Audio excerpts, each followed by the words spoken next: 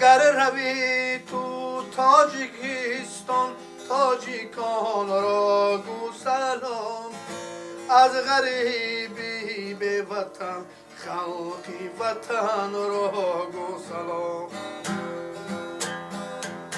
مادرم دو دیدت شارو انتظاری راهی من صد سلام از نامی من بر مادری جان گو سلام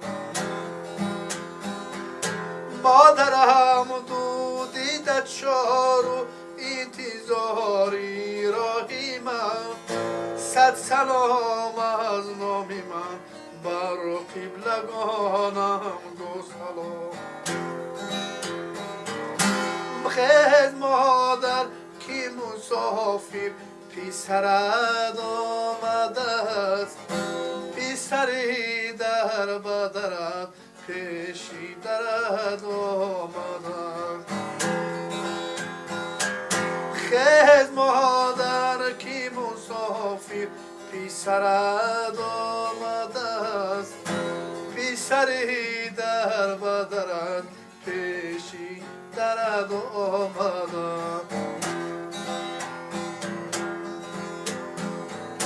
ای پسرم دشت کن بر راهی شیطانی مرا با ادب و شدمی از کوهی انسانی مرا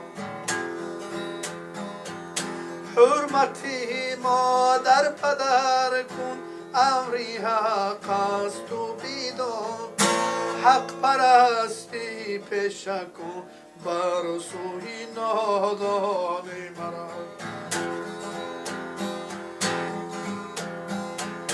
حرمتی مادر پدر کن امری حق است و بیدان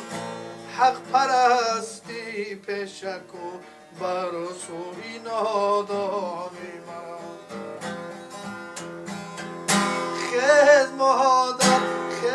مادر کی مسافر پسرت آمده است پسری در بدرت پیشی درد آمده خیز مادر کی مسافر پسرت آمده است پسری در بدرت پیشی درد آمده